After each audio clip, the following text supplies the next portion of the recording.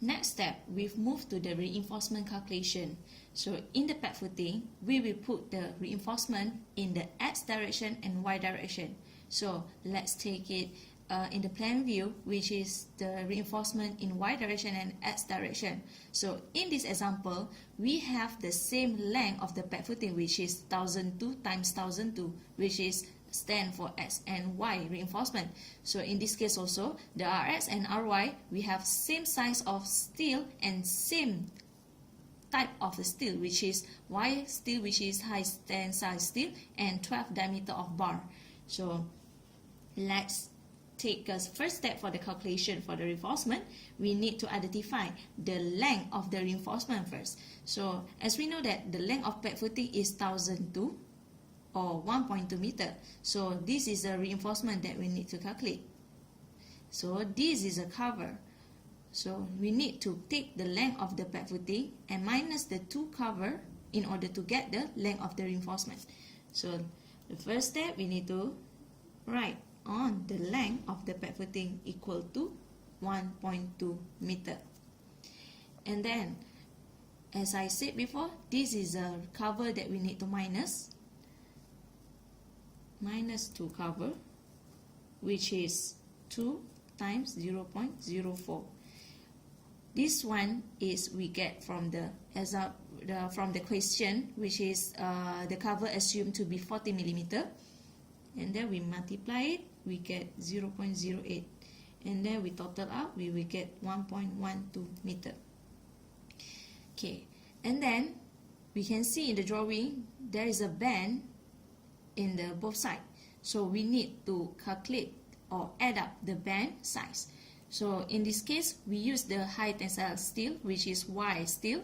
So Y steel, we will use the 5.5D is the standard dimension. So we calculate is 5.5 times D. D is stand for diameter of the bar. So 0.012, and then we will get 0.132, and then we total up both, we will get 1.252. Alright, so we already get the total length of the reinforcement. So we just add up the times in column, which is for number of pad footing here, and then we will multiply it by 2. 2 is stand for both way. Both way is a RY and RS direction that have a same length and the same size of diameter steel and type of steel. And then we multiply it with the 7. 7 is the number of steel. And then we multiply it with the dimension of the total length of the steel, 1.252. And then we will get the total length is 70.112. So the last step, we need to write in a full sentence, 70.112 meter of high steel of the diameter bar of 12 millimeter.